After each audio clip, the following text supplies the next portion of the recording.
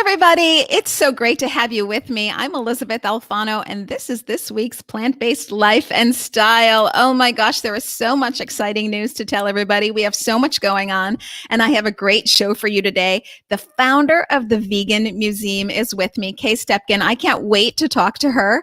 But before we get to delve into all that is juicy with the world's only vegan museum. That's right, people. The only vegan museum in the world. I do want to break down a little bit of today's news and also some details that you might find interesting. So every season I do a show called Jumpstart My Plant-Based Life. Everybody asks me, Elysabeth, what are your tips? How do I get started? What do I do? So, okay, everybody, October 24th, it's Jumpstart Your Plant-Based Life. Sign up for my class. You can go to elizabethalfano.com/recipes. And in this class, I'm going to give you a tailored menu plan just for you. Plus, there'll be tips and tricks to get around the grocery store, for going out to dinner parties, if we ever do that again, to getting together with friends, all these things that might have you hopping off the wagon. I'll be able to keep you on the wagon with some great tips and tricks, what to put in your kitchen, what to get out of it, and really setting you up with all the nutritional information you need to be successful with your plant-based lifestyle. And that might be 7 days a week, and that just might be 3 days a week. So that's up to you, but at least you can sign up for my class October 24th. Go to elizabethalfano.com/recipes.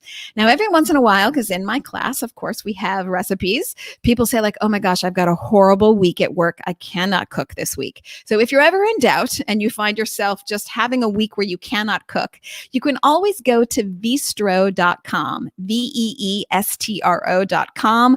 They are fantastic. Put in the code Alfano, Alfano. It'll get you 20% off, so that's good for you.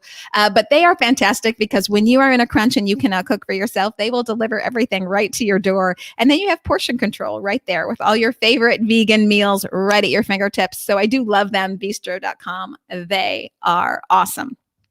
Okay, we're just about to bring on the fabulous Miss Kay Stepkin. Oh, how I love her. But before we do, hey, I would be remiss if I did not break down the plant-based news. So here I go, folks. I am going to put on my sexy librarian glasses and I'm going to break down the news.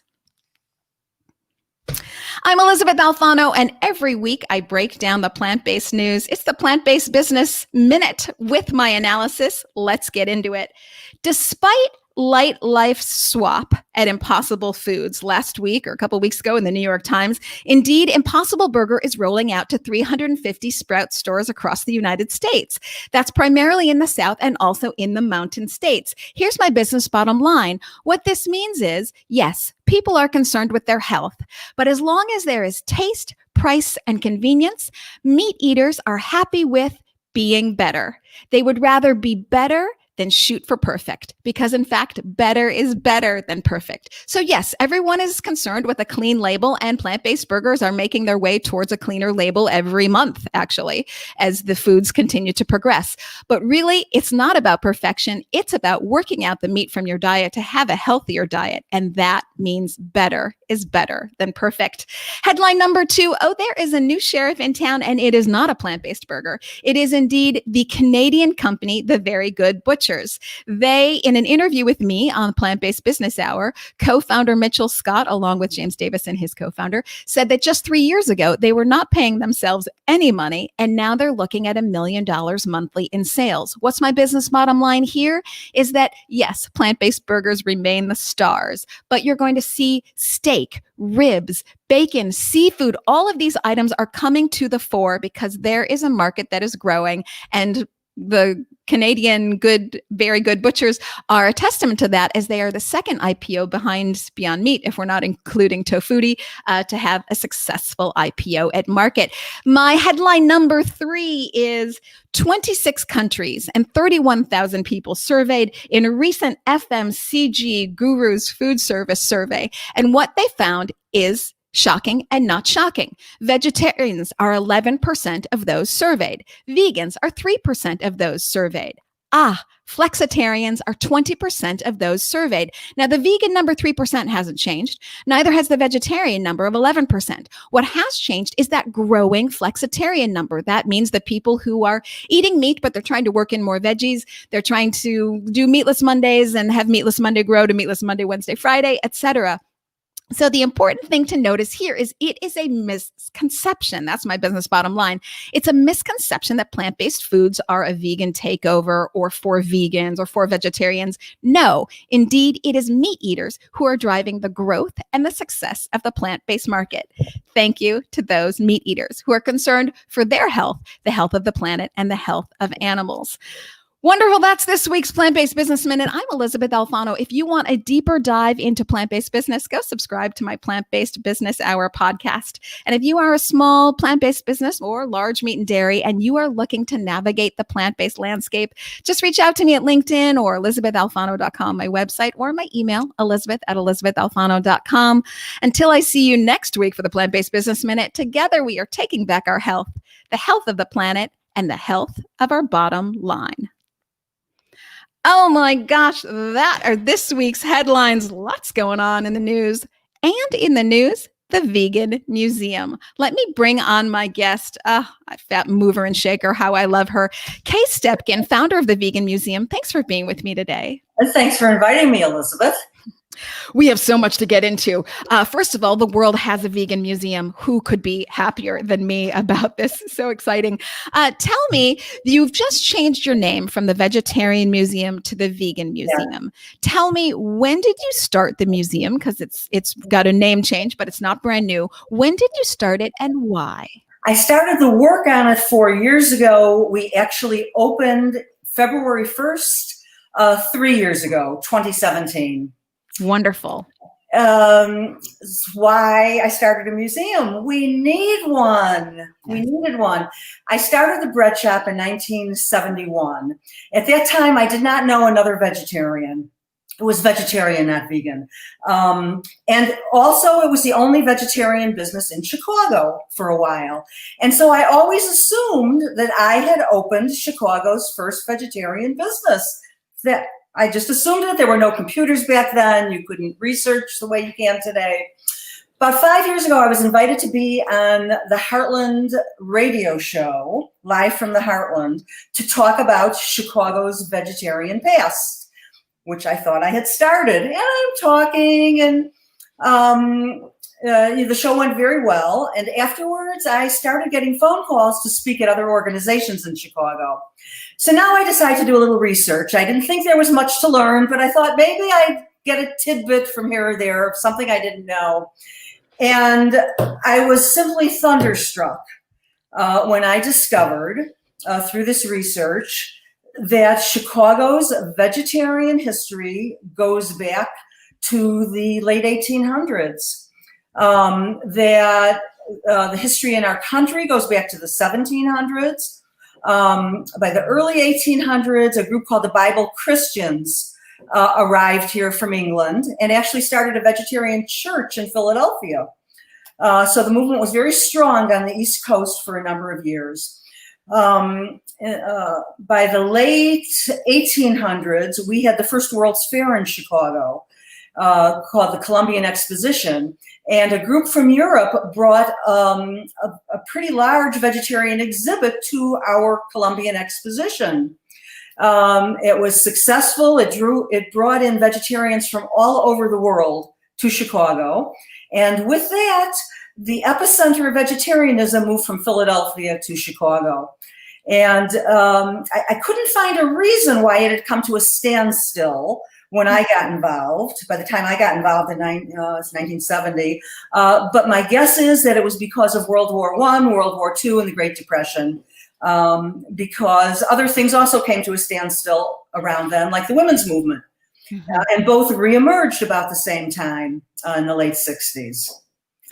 So much to unpack there. So first of all, I think it's going to be a shocker to people that Chicago, known as the meatpacking capital of the world, butcher to the world. Hog butcher, god-awful hog butcher to the world, as meat was brought in on trains to just slightly south of downtown Chicago to be butchered, and this, trip to hell basically here. And here you have, at the same time as this butcher capital of the world, you have a vegetarian movement coming to the city because of the World's Fair in 1893 and growing from there. I just think that it's shocking that a meat city like Chicago could have such a vegetarian past. And that I love that the Vegan Museum is now headquartered, although it is a world's museum because it's online and everyone can participate. It is in fact headquartered in Chicago, which is so very cool. Yeah. And along those same lines, coincidentally, my store, which I thought was the first and it wasn't, opened in 1971, the very year that the Union Stockyards closed. Yes, wonderful. And just a little tidbit, I'll say exactly where the Union Stockyards used to be. There is now a plant-based business called Back of the Yards Algae Sciences in a former pig slaughterhouse. And they are indeed a plant-based ingredients company that is supplying algae, microbes, plant-based ingredients to plant-based companies right where the stockyards were. Interesting. I did not know that. Very interesting. Stick with me, girl. I'll keep you informed. Okay, so we do have to go to break in just under a minute, but maybe quickly, what do you, if it's possible to be quick here, what do you hope to accomplish with the museum? Is it simply historical information? I believe that people knowing we have a past will greatly strengthen us. So when I started, like I said, I did not know another vegetarian, and yet I was so passionate about it that I opened this business, with no history, no background, nobody to take advice from, because everybody I was close to thought I was nuts for opening a vegetarian business. And I think that knowing that you have a history, just that alone, that knowledge will strengthen you to know that you come out of something, that you can learn. You can learn from the mistakes of the past. You did not have to repeat them. We not only have museum exhibits, but we also put on a program at each venue. I can't wait to hear about it right after break. Sit tight. We'll be right back. Okay, I'm so happy that you're here. Everybody on Facebook, we're taking a quick radio break. You know how I pre-tape these shows, but we're going to get right back into it because Kay Stepkin has so much information to share. So we're going to come right back after break and when my cat stops. Oh, we're back. It's Plant-Based Life and Style. I'm Elysabeth Alfano, and more importantly, I am here with Kay Stepkin, the founder of the only vegan museum in the world that's headquartered right in Chicago. But of course, it's online for everybody. And if you want to get online, just go to vegmuse.org. So before we went to break, Kay was saying how past does not have to be prologue, but knowing and understanding your past certainly does empower you. Kay, are you finding that people what's their experience when they go through the museum? Do they feel empowered knowing that they have this vegetarian past in a place like Chicago? I knew that me having been so passionate about vegetarian and so active in it for so many years, that if I didn't know we had a past, neither did most anyone else. Mm-hmm. And for sure, because somebody would have mentioned it to me in all these years. And for sure, young people didn't know. And so, yeah, people are excited to know that we do have this history. And like I said, we do tie that into present programs that we give. We have speakers, we have food demonstrations, we've had a couple of book readings. And so we try also to educate people.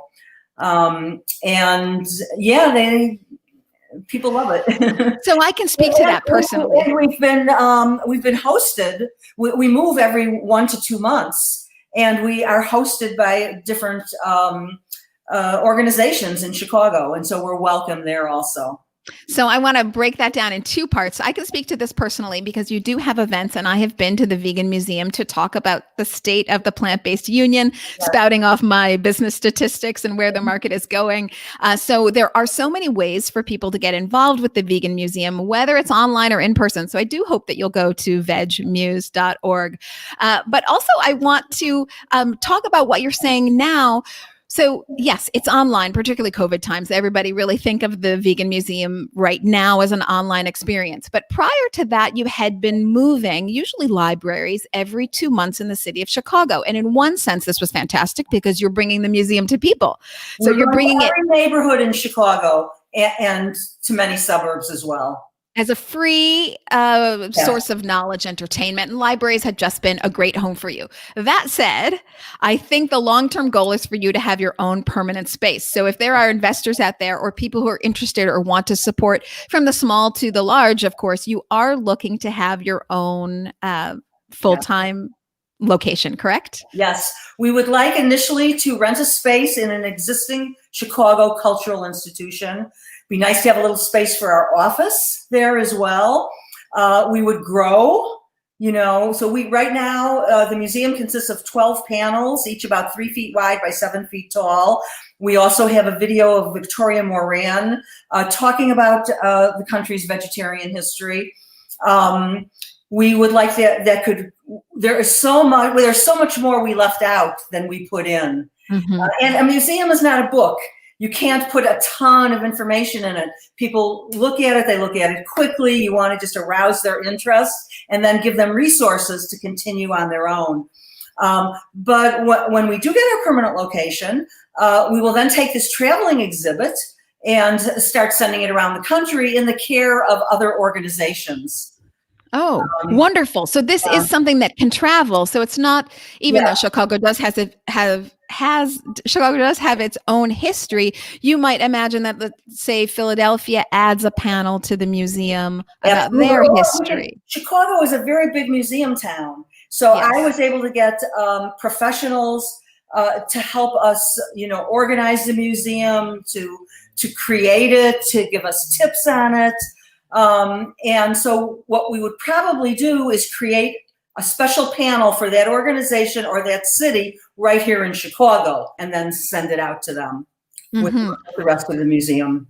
So I really want to underscore this. So anyone who knows about your own city's vegan, vegetarian past, this might be a wonderful example to bring this traveling museum to your city, and then a chance for your city to add on to the museum about its particular local history. It's so very exciting. Yes. What has been some of the reactions that you've had from people about the experience, or what they learned, or what they didn't expect to learn and they did? The first thing that comes to my mind was my favorite reaction. A guy walks in to our event one day, and he's looking at the museum, and he says, "Hey, I worked at the bread shop." And I was so surprised that I didn't recognize him. And I said, "When was that?" And it turned out to be in the 1970s. He says, "Well, I was only there for one day." So I was sort of crazy back then. But it's thrilling to me to connect with people who I interacted with around vegetarianism throughout all these decades. I love that. But people are, I just see them engrossed in the different panels, and they have questions to ask me, and they're just thrilled that we have this history and that they're getting to know it. Yes, it is so wonderful. I think people just assume that we don't have a vegan or vegetarian history. That's my understanding. Is they just automatically assume that we, as a meat-eating nation, we just brought it up in the 60s. Yes, right. Yes, but in fact, it's not true. Going all the way back to the 1800s. Well, so maybe you can tell me about your plans to grow for the future. Of course, COVID throwing a wrench into everything. Where do you see the museum going and evolving beyond the traveling museum? I don't see COVID as only throwing a wrench into the future. I actually see it as the beginning of our future. I think the world is a mess on so many levels. We have great epidemics of sickness. We have waves of crime. A number of experts are saying that we are in the middle of a 6th grade extinction on the planet. I don't think that our problems are going to end when we solve COVID. In other words, we have extreme climate change. We could easily have another world war, which is, as I said, was what I think brought our movement to a standstill. So I think it's really imperative that those of us who continue to survive what I do believe is ahead of us can learn to work together. Because we don't really know exactly what's coming. We're going to have to sort of learn to work as one body to solve whatever problems are going to be coming up, I believe, in our near future. And I think COVID has shown us that you just don't know what's coming down the pipeline, and really to be prepared, you want to be the healthiest you can be. Absolutely. That means physically, but that also means mentally. And so emotionally, and it's all connected. It is all connected, and taking out the violence from your plate is one of the ways to help you on a healthier mental trajectory as well as the physical trajectory. Yeah. How I hate to go to break, but we are going to be right back. It's Plant-Based Life and Style with Elysabeth Alfano, but more importantly, today with Kay Stepkin. We'll be right back. Okay. You share all your wealth and knowledge with us. I am so happy about it. Just going through my fabulous questions that I have for you. Okay. Everybody hold on to your bootstraps because Kay's got some good information coming next. And here we go. We're back. It's Plant-Based Life and Style with Elysabeth Alfano. I just do want to say, if you are tuning in right now, but you missed the beginning or something like that, then you can go to my podcast. I know it's a little different and confusing, but my podcast is called Awesome Vegans. It's been around for several years. This show, Plant-Based Life and Style, always shows up on my Awesome Vegans podcast. So if you miss a show, don't worry. You can always go to Awesome Vegans, subscribe, of course, on iTunes and wherever you get your podcast. So, Kay, you have done all the work here as founder of the Vegan Museum to bring us this rich history. I'm wondering if you could tell me, why did you go vegan? My journey got stretched out over decades. So it was not just one thing. There was one thing that brought me into natural foods, if you're interested in hearing that. And from there, I just kept going. So it was 1965. My roommate was out. I was browsing through her bookshelves one night, and I came across the James Bond book, Thunderball. And in it, the background was that Bond was very run down, and his boss, M, gave him a very serious talking to and insisted that he go to a health farm, where, of course, he found a few adventures. But he brought out some points that in my short life at that point I had never heard before, that we take out, I'll make up the numbers because I don't quite remember, but we take out, say, 30 nutrients from wheat. We add back 7 and we call the bread enriched. Oh, yes, I see. That medicine doesn't cure problems that we have, that what it does is suppress the symptoms, and which can lead to a more toxic environment in your body rather than healing you. Just stuff I had never heard before. I went to the library the next day, came home with an armload of books, started reading. So for the next 5 years, I started on my natural journey. I started cooking brown rice. I learned how to make bread. I ate more salads, more raw food. One day, without a conscious, and in my reading, and I kept up the reading, I remember reading, I forgot the name of it right now, a book about our environment, a very famous book at the time about our environmental problems. I read something about animals. One day, I realized, wow, I haven't eaten meat for over a week. That was it. I'm not eating it anymore. So this knowledge had been building up inside of me rather than one flash moment, unlike my start with it all. But I was so passionate about this. It wasn't just, I think I'm not going to not eat meat. It was like, we must stop eating meat. It is doing us so much damage. And within a year, I opened the bread shop. Becoming vegan took me another 40 years. I got influenced first by animal rights people in Chicago. But I guess I was just so busy, maybe there wasn't no space up here for changes. But after I closed the bread shop, then I very slowly started eating less cheese, less eggs. One day I realized that there was that the only time I ever ate dairy was this one particular restaurant I would go to occasionally, and they had no alternatives. And I liked their breakfast. They would serve a salad with your breakfast and great potatoes and an English muffin. And but I would eat scrambled eggs on the English muffin, and that was the only little factor that it made me not a vegan. And once I said that to myself, consciously, I went, well, dummy, just stop going to that restaurant. So easy. And that was the moment I became a vegan. Well, it's funny. So there is that one moment in time when you sort of did the very, 0.01% left in your diet, but ultimately it's James Bond that got you thinking about it. I think that's so funny. Yeah. So James Bond made Kay Stepkin a vegan. Yeah. Okay. Ultimately. Interesting that author wrote that book in, I think it was 65, the year Ian Fleming. right? You're thinking of Ian Ian Fleming, the author of the James Bond series. Yeah. Wow. Well, that's a new one for me because I hear it all here on Plant-Based Life and Style. I hear how everybody. If you have a chance to pick it up at the library, I believe it was on page 9. Oh, okay. Okay. That just happened. And what was the name of the book again? Thunderball. Thunderball by Ian And Fleming. the book wasn't very good, and I believe that if this information were on page 99, I might never have gotten that far. Okay. And who knows where I'd be today.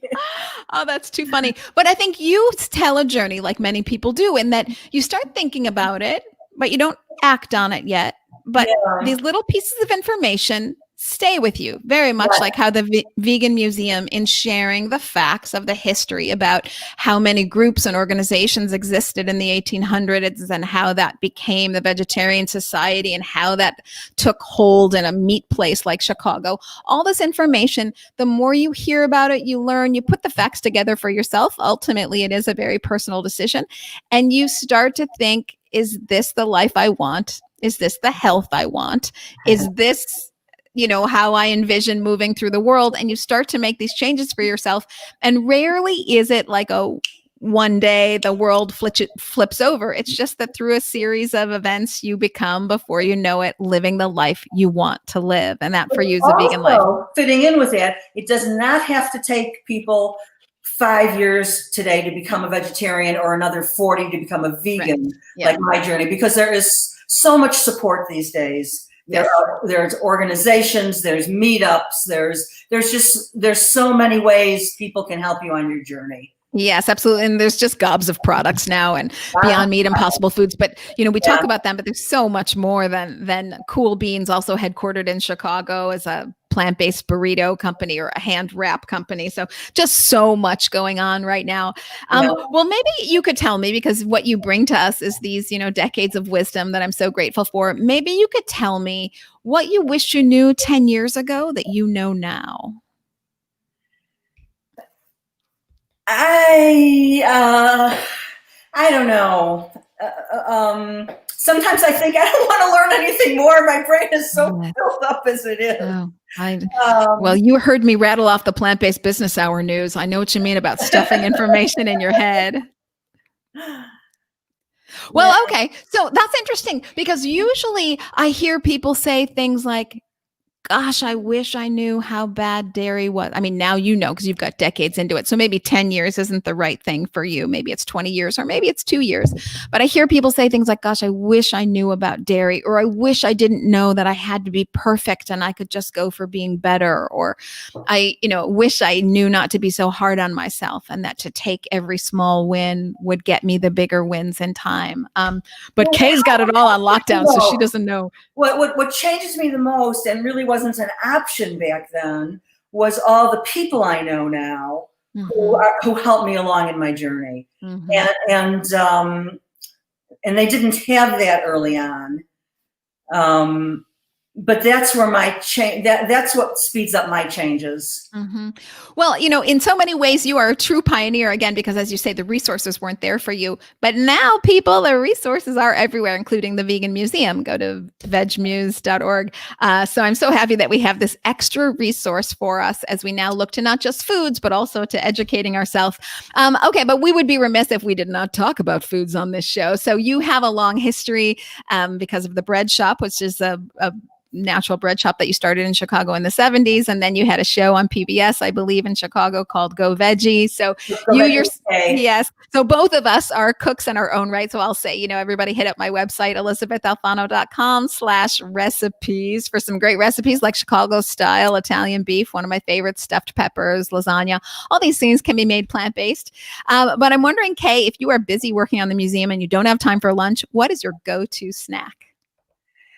My go-to snack, I think, is popcorn that I make in a non-oil cooker. It's thrilling to me that I've always loved popcorn and always doused it with lots of oil. And so I created a Parmesan-like topping for it, and discovered it's just as delicious as popcorn made with oil if you have a good topping to put on it. Okay, hold on to your bootstraps because I did not know this about you, that you and I share this love of our favorite snack. So my favorite snack is air popped popcorn. And let me tell you what I do with it. And I got to give props to Dr. Greger because he tuned me into this. So I air pop my popcorn and then I take Bragg's amino acids and I spray the Bragg's all over the popcorn. So that gives me kind of some salt and umami. And then I douse it in nutritional yeast. And that is my go-to popcorn snack. Thank you, Dr. Greger. It is so good. You just solved my ongoing problem with mine. Stick. So how do you get the Parmesan to stick, right? You know, with each handful of popcorn, I have to go mush it around the bottom because all of the so-called Parmesan has fallen off of it. So next time I will spray it with Bragg's, which I didn't even know. Is that a spray or do you have to put it in a spray bottle? We put it in a spray bottle. Okay. That's good to know. Yeah. So that's reusable. And there's no oil in it. No oil. No. Wonderful. Do you mix water in it or is there some liquid there already? No, it's just air popped popcorn, and then the liquid would be the Bragg's, and that's how the nutritional yeast sticks. I didn't even realize that. So Bragg's is a liquid. Bragg's amino acids. Yes, everybody, get your Bragg's. This should be like the thing you have in your kitchen. It's part of my Jumpstart Your Plant-Based Life on October 24th. I hope everybody can register for that class so we can be together and I can talk you through all these tips. But yes, Bragg's amino acids is a liquid, and I put Bragg's a long time ago because it's been around a long time. Tried it once, didn't like it, never tried it again. But now I'm going to see it. Oh, things have changed. You see, you think you're set in your ways and nothing's going to change. But in fact, air pumped popcorn with amino Bragg's right on your popcorn with a little bit of nutritional yeast or a lot. Here's my nutritional yeast, which is, here's my Parmesan, which is better than just nutritional yeast. 10 seconds. Go ahead. Ground walnuts, ground sunflower seeds, a little bit of salt. Ground walnuts, ground sunflower seeds. A little bit of salt and nutritional yeast. We're going right back to break. We'll be right back. That is great. Ground walnuts, ground sunflower. It's a little bit of work, folks, but ground walnuts, ground sunflower seeds, a little bit of nutritional yeast. Okay. Yeah. And that's what you do. Wow. Okay. We're going to come back and get ready for your favorite tips, Kay. Okay. Oh, we're back. It's Plant-Based Life and Style. I'm Elysabeth Alfano. I love to end the show with our favorite tips for you guys. So you have immediate tips that you can incorporate into your life right now about how you can get a plant-based lifestyle slowly or quickly, whatever you want, under your belt. So I'm going to let Kay take it away. Kay, give me your top 5 tips for starting plant-based right now. Not next week, not tonight, but right now, right in this conversation. What can people do to start their plant-based life? Find one vegan recipe that you love. Don't think you're giving up anything. You are adding one vegan recipe to your repertoire. Of course, then you can keep adding and you can go faster. You don't have to go slower. Add one, then add another. I love it. What's your number 2? Number 2, be careful where you get your vegan recipes from. I would check out cookbooks. I would check out even newspapers, magazines.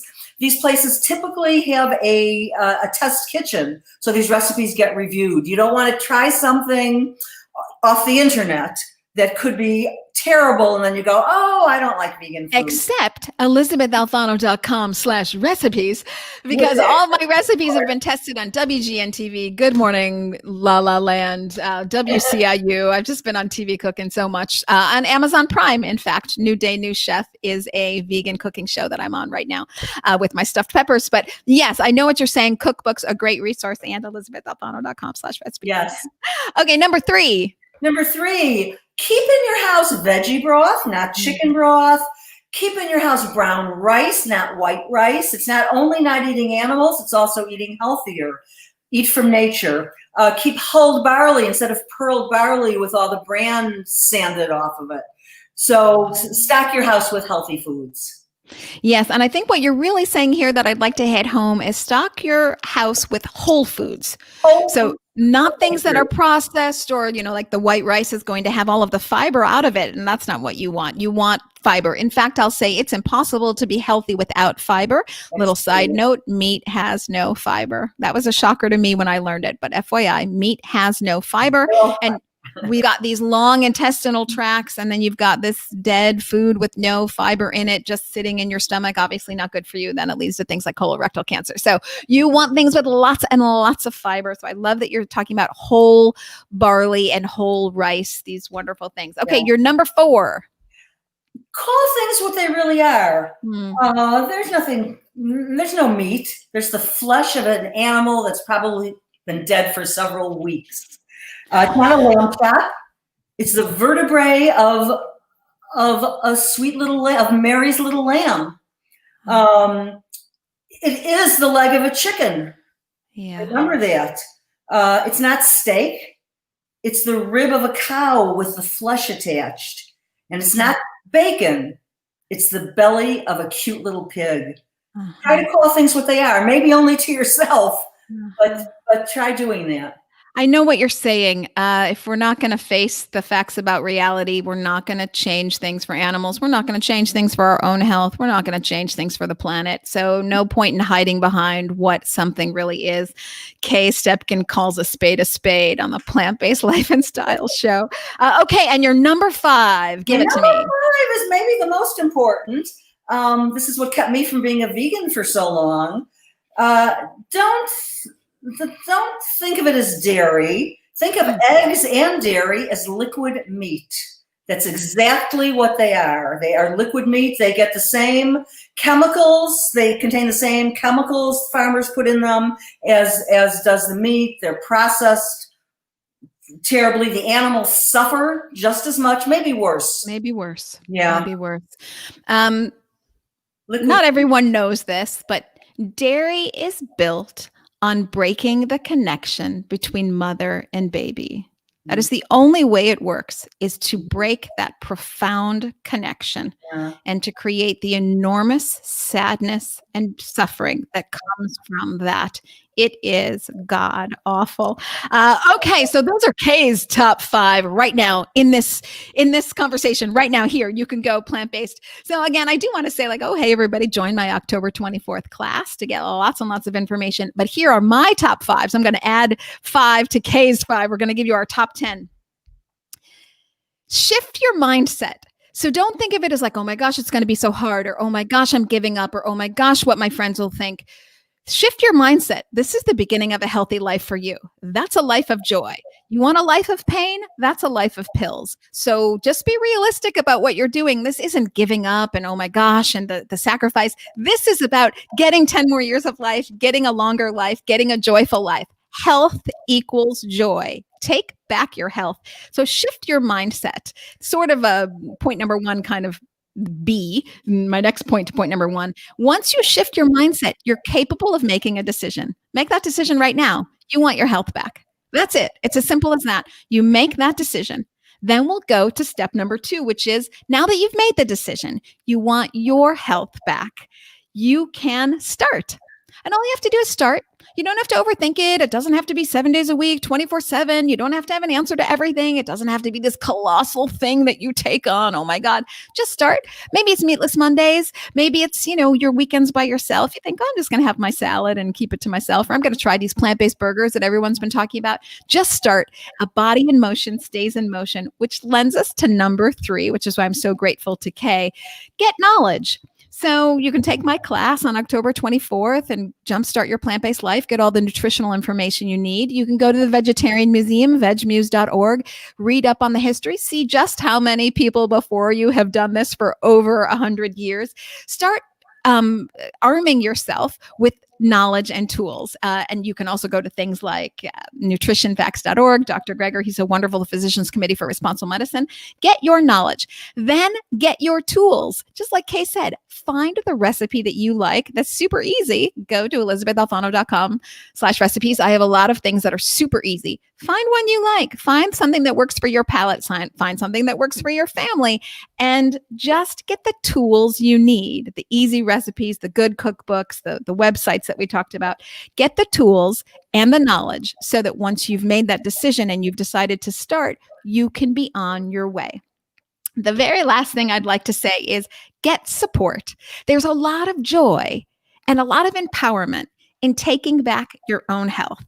There's a lot of joy in feeling good. So just arm yourself with a community that supports that vision. That might be Facebook friends online. That might be a meetup group online. That might be, getting this podcast so you can get lots of tips every week, the Awesome Vegans podcast. That might be visiting Veg Museum and just seeing who else is there. So just go and surround yourself with people who get the vision for this new life that you have, which is a life of health and a life of joy.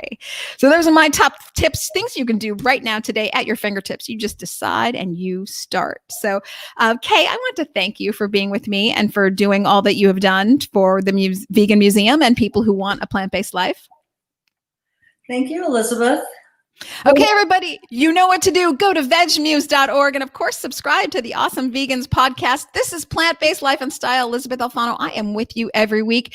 Thank you, everybody, because together we're taking back our health, the health of the planet, and the health of animals. Bye, everybody. Oh, we are out. Thank you, everybody.